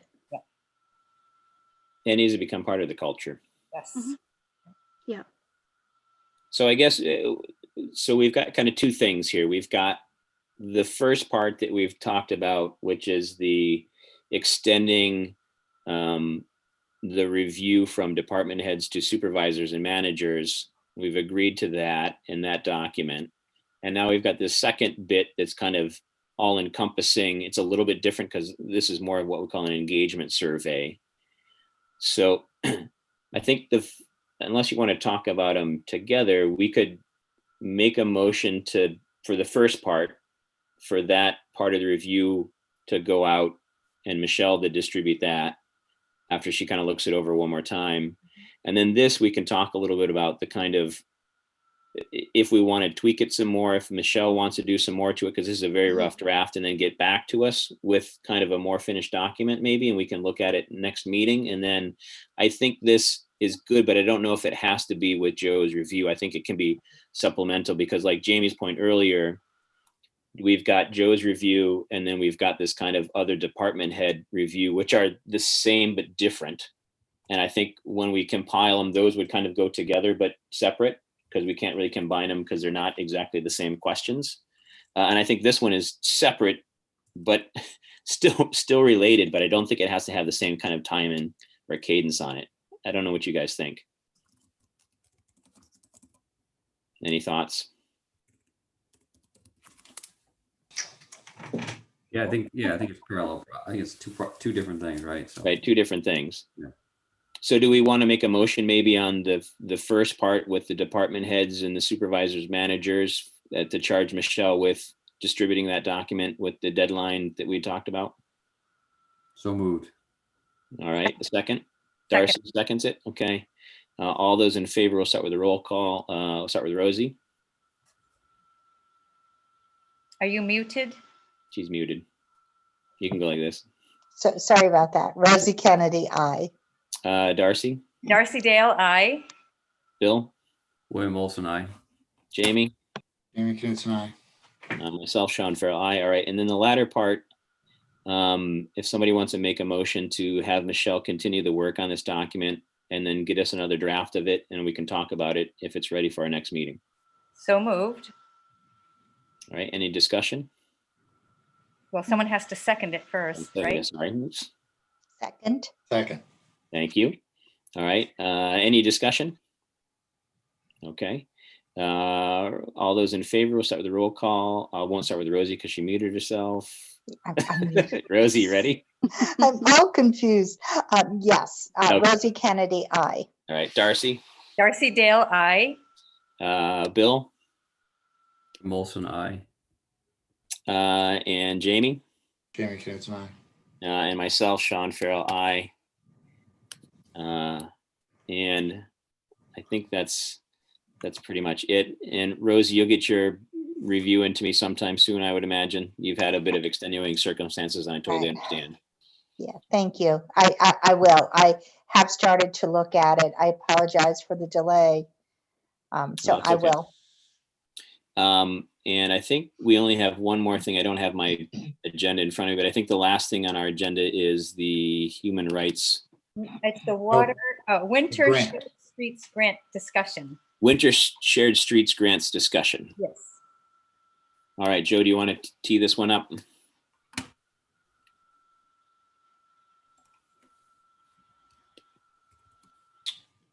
You're muted. I'm trying to find the document that bring it up. Okay, there we go. Do you have the last version of it, Joe, from this afternoon? I have the version from. I don't have an updated version of it. Did you want? Did Let you provide you an updated version? Well, let me see what you have, and I don't know if I have anything. So this was a memo that was prepared by Pat. So Pat Shannon in my office has been working on this grant initiative with the help of, as I mentioned earlier, DPW, Recreation Department, the Hamilton Development Corporation, Brian Stein, and Ted Ackworth, a local resident. The only thing I believe that's changed from this since from this time till now is the project cost. We are now seeking approximately $100,000, just a shade under $100,000 for the grant application, because the recommendation was made to really kind of build out some of the amenities that we're trying to plan for Patton Park.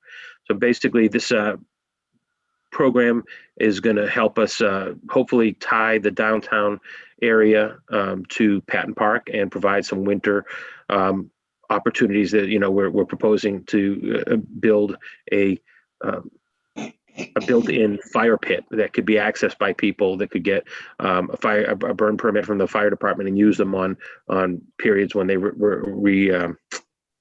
reserve the fire pit, and that could allow people to go down and use the park in the wintertime and kind of gather around the fire and spend some time together, again looking for opportunities to push people outside and recreate as much as possible in a safe manner.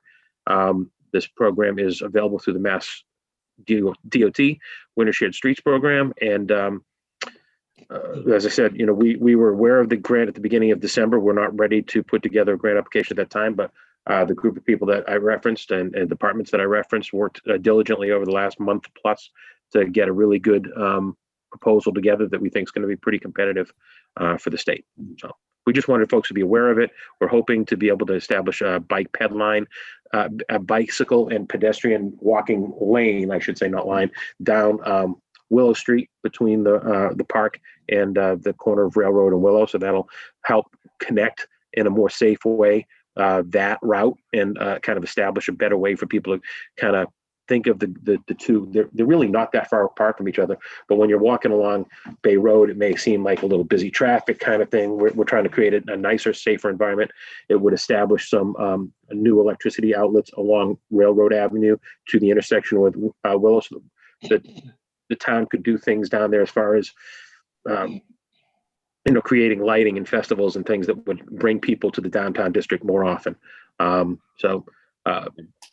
Brian Stein, Pat initially kind of did a little rendering, and then Brian Stein did quite a bit of rendering for us. And there's some images. I don't know if they're on this. Are they on this, Joe, or are they in a different email? They aren't. The grant application is in good shape in a rough draft form, but I didn't want to put it up without it having been finished. I know there's some typos and some other things. I could, if you want, I can go into my email and see if I can find some of the images that Brian shared with us, share those with you. Yeah, if you can, that'd be great. If not, that's okay. But just to kind of describe it, there's a scene of like a picture of Patton Park where Brian had kind of superimposed some kind of fire rings with people and stuff like that. This was like a potential winter carnival scene on Railroad Avenue. And then there's another rendering of like a bicycle lane down Willow Street. So you can imagine. Would the fire pits be, would there be several or just, oh, okay, great. Yeah. And so you can see there's the pond in the background. You can see the DPW shed kind of in the back right. I'm not sure we'd be able to do more than two. The goal would be to try to build two, something similar to this. We want them to be kind of permanent in place fire pits But we don't have a lot of land area there when you think about how close we are to the pond. We have to be at so many feet from the pond to protect the conservation area, and we also don't want to be too close to the street or the parking lot. So we're hoping to be able to get 2 of these in, but we'll see what we get for funding and see what's possible. The bike ped lane could also, this part points out the bike ped lane could also be used for Nordic skiing. If you left a little bit of snow there, you could just ski down Willow Avenue, cross country ski down Willow Avenue. Would use of the fire pits be, is it something where you make an appointment to get it for 2 hours, or is it just going to be open for everybody? Or because of the COVID restrictions, we have to be mindful of the governor's. Well, I think that hopefully we'll get this in place and we'll be able to build it this winter and take immediate access to it. But the good thing about it was utilizing these kind of temporary one-time funds for projects that would live long on beyond that. The idea of the fire pits kind of came from an idea I had here in here in Swampscott, where I live. One of the beaches allows up to 4 burn permits a night, and you have to, get in line that day, pay the $15 fee to the fire department, and then you can get your little license to go down and have a fire that night on the beach. Appleton Farms does this now, and they, I think 4, and it's up to 6 people can be. Yeah, it's like $70 for a fire pit or something for 2 hours or something. That much? Yeah, I think so. Well, they give you marshmallows. Aha. And so I think that ours would be less expensive. I think Swampscott only charges $15, and that's just for the processing the application. And people would be able to reserve them. Like I said, depending how many fire pits we have on the day of the event that they wanted to have. During COVID, we'd limit the size of the gathering, but after that, it would be fairly a little bit larger. Something that could engender some fun between a family or 2 families sharing a fire pit together and enjoying the winter. So fun. Great. So I have a question about costs of this. I mean, I appreciate that the grant is going to take care of the infrastructure. But one of the things I'm thinking about is that what about the costs for, say, if you're having a festival or something, what about the costs for cleanup and porta potties use, or will the bathrooms at Petton Park be open? It seems like there are a lot of these are good ideas, and I want to make sure that we have the infrastructure to support the rest of it, so that we not only have the benefit of these things and the infrastructure that this grant can purchase, but on the other side of that, the cost burden to townspeople. Have we thought about how we'll manage that? we're not really considering any necessary programmatic changes. As far as will the restrooms be open? In the wintertime, the restrooms aren't typically open. I don't think we're going to plan to do that. What restrooms would remain open as they normally are. This is meant to be a kind of additional benefit if you're a resident in town, but it's not meant to create additional burden on the town services. Cleanup of the pit, we do have staff. We do have a program to manage cleaning up the park, and if we have to enhance that, we'll visit that as it comes along.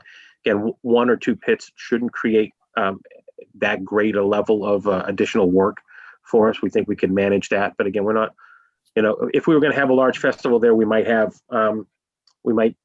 seek to utilize the pits in a different way. Maybe have them sponsored by, a local charitable group or something that could, that way they're there for the general public enjoyment during the festival, but they wouldn't, they'd be kind of not rentable during that time, or something like that. But plus when we have different events at Patton Park and stuff like that, let's say it's a private event and someone's rented the park for whatever it may be, they're going to pay that fee for us to rent the park, and that would cover the cleanup and all that kind of stuff. I really only see the maintenance on the stone and the gravel and stuff like that. And I don't think that would be that much, because they're going to be hopefully well built and last for quite some time. And if there is any incurred cost, I would think it would be covered by the burn permit fees and park rental and stuff like that. Could there be a summertime use for these? Has anyone thought extending the use of the fire pits for another season? Is I there- certainly think they'd be open to people to use as long as the fire department felt that it was a burnable season. We wouldn't ask them to, our fires are right next to the ocean. It's a kind of a little bit different environment. Inland a little bit, where it might be a little warmer. You don't have the cool ocean breezes, things like that. People may not want to burn a fire at night. Maybe they would. Depends on the night, I guess. But as long as the fire department says that it's safe to allow a burn permit, we'll leave them in charge of making that determination. And I agree with Sean as far as the main concern for me long-term, long-term meaning next 10, 15, 20 years of upkeep is just making sure that we get a good enough product that it's resilient and doesn't need to be constantly rebuilt. Beyond that, it's a well-lighted area. It's near a major street. It's not like something that's going to grab a lot of unwanted attention. I hope so. Right. And then I just had a few more questions about the purpose of this. So we're talking about enhancing Patton Park, but then we're also talking about festivals and lighting downtown. Are we talking about permanent lighting or just the seasonal lighting? And the reason I bring that up is because there are a lot. It's a very residential area down Willow Street and the other part of. So we're talking about adding electricity and outlets and things, not permanent Okay. lighting. Okay. So we're It'd be talking about- options for if there was a street fair, like they had how we've done a few of those businesses have been open at night and stuff like that downtown. It would be for events like that. If you wanted to have, if you were having an event, or if the HTC or the Shop Local group wanted to have an event that spotlighted Railroad Avenue and they invited a food truck in, sometimes some of those food trucks need a place to plug in. It would give you an opportunity for additional electric if you wanted to have a DJ at a daytime event on Railroad Avenue where you've closed part of the street for part of the day.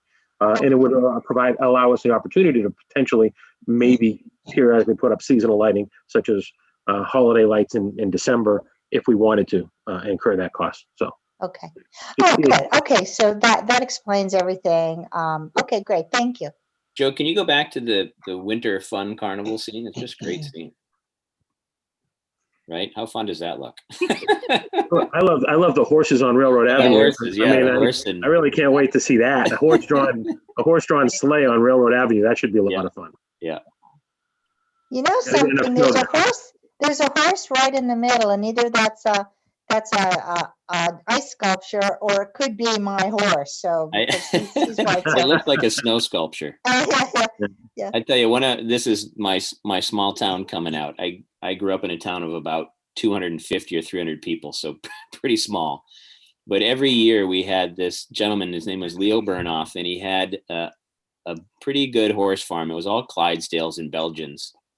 And every year he would get a big hay wagon and he would get a 12-horse team, like the Budweiser team, and we would go all around town Christmas caroling. It was one of my fondest memories when I was a kid growing up. That is so awesome, Sean. That's a wonderful memory.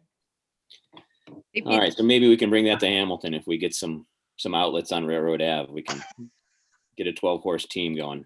Yeah. I think we could probably manage with 2 of those ginormous horses. I don't know of any single human being who could manage a team of 12 unless you've got an Olympic driving team to do it. But it's super.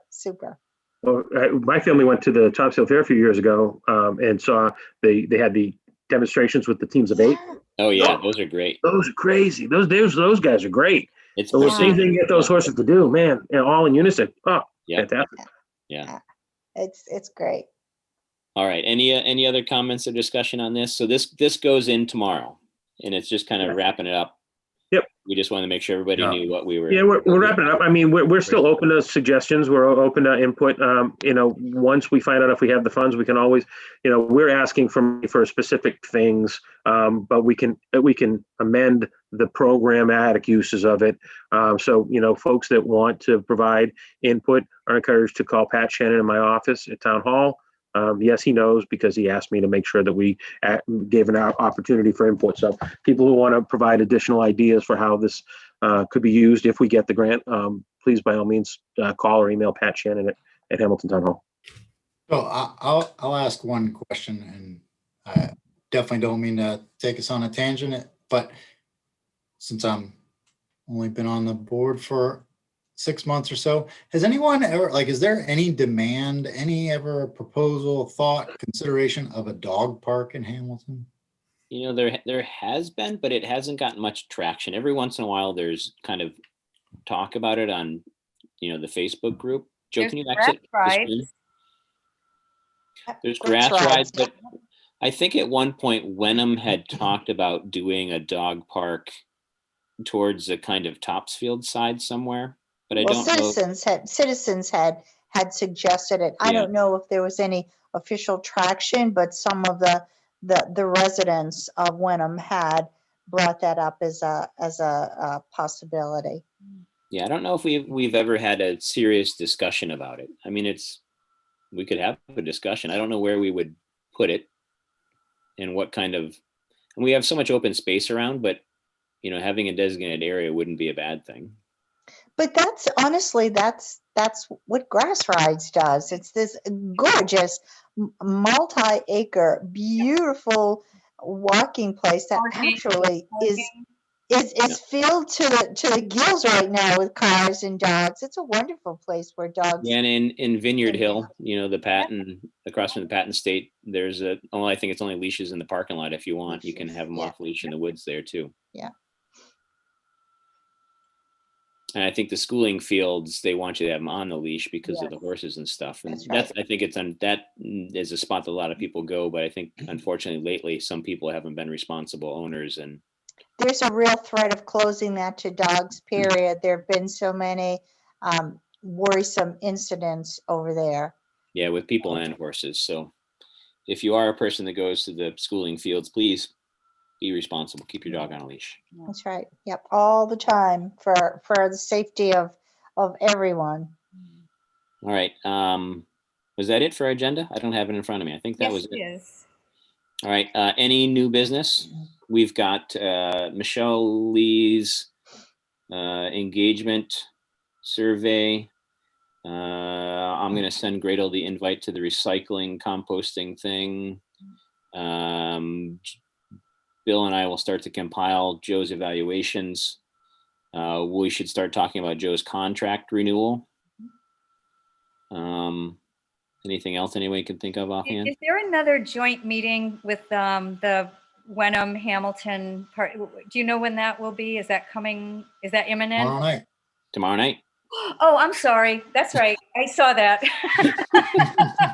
Now we're on the same page. Good thing you asked, Darcy. Is there is That's that at at 7 tomorrow. 6? It's at 7. Okay. 7 tomorrow night. Yeah, I was going to say that just because you folks have been meeting at 6:30 and Yeah. didn't want you to get on there too early. So at 7 o'clock tomorrow night. The invitation should have been emailed to you from the folks in Wenham. It's their meeting. They set up the Zoom. So you should all have it. If you don't, let me know and we'll get you on the list. And I'll just say regarding our time, we're the cool kids. So. I will say one other item kind of under new business, but this is maybe something Joe can help with Marissa.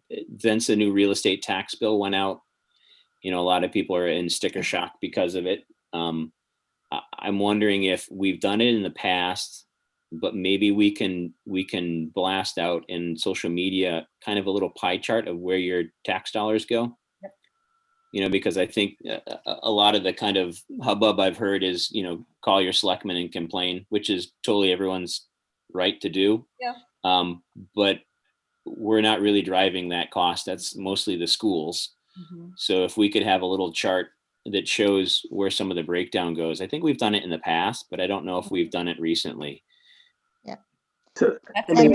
I mean, I don't know if that's something that's worth doing, but I think that a lot of people don't quite realize where all the money goes. It might be helpful. And I know we're talking about redoing our budget document overall, and there'll be some of that in it. And I don't know if it's something we could do or how hard it is to do a breakdown. Sean, I got an email response today from Marissa, and she pointed out just where exactly that tax increase came from.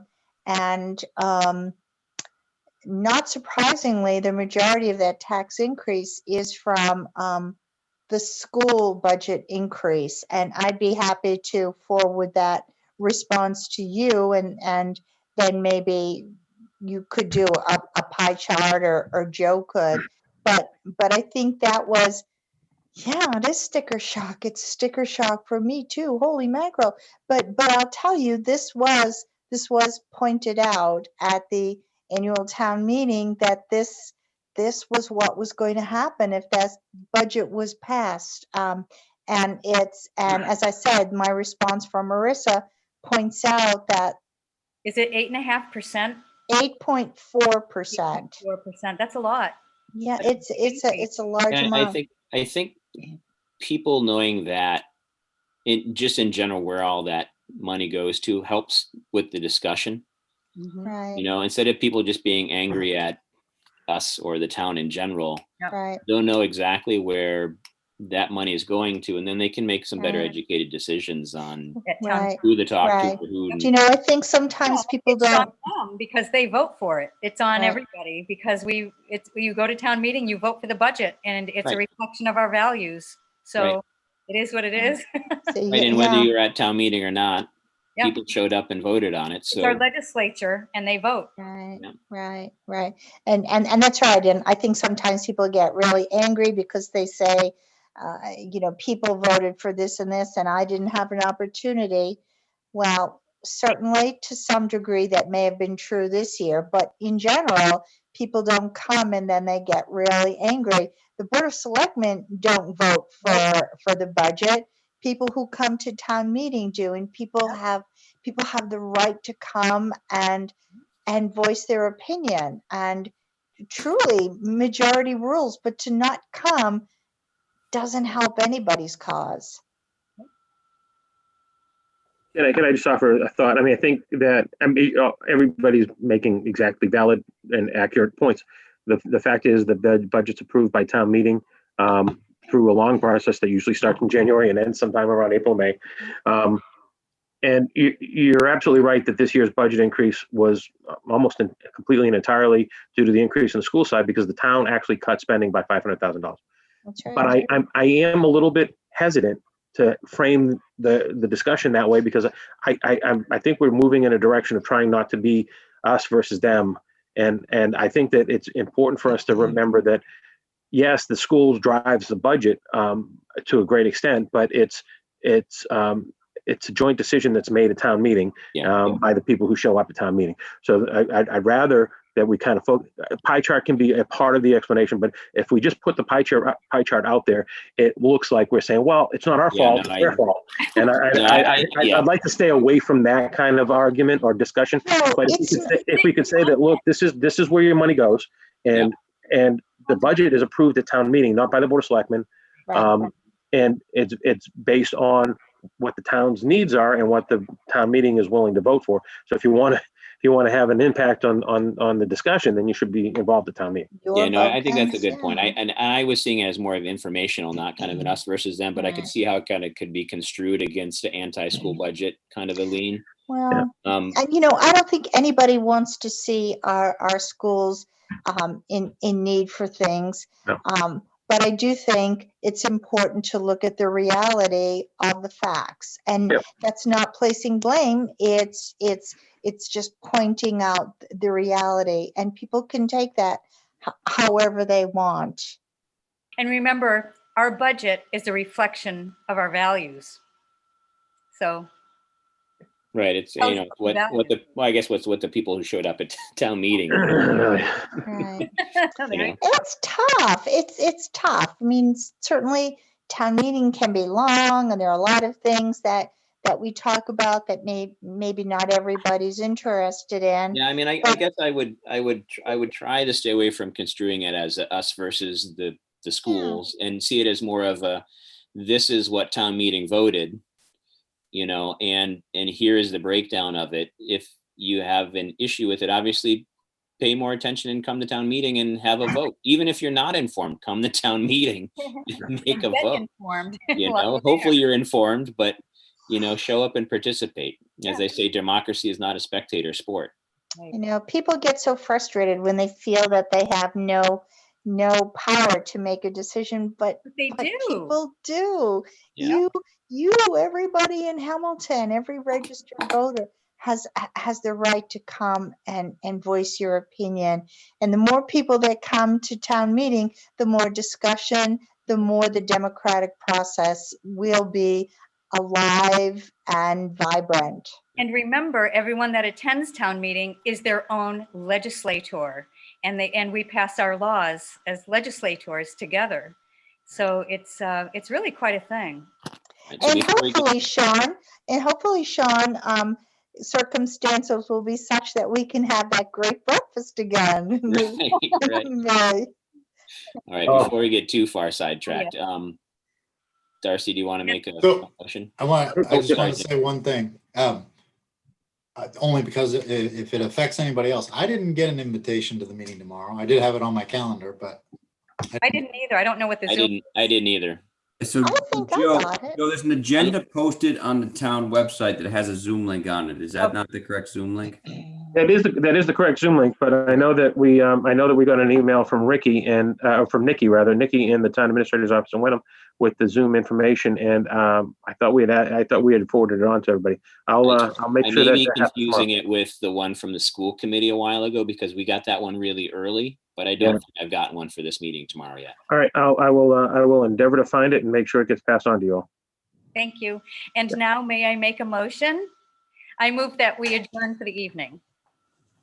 Second, All right, all those in favor say aye. We'll start with Rosie. Rosie Kennedy, aye. Darcy, Darcy Dale, aye. Bill, William Olson, aye. Jamie, Amy Knutson, aye. myself, Sean Farrell, aye. Thank you all for joining us tonight. Happy New Year. Thank Happy you. New Year. We'll see you tomorrow. Thank you. Bye-bye. Bye.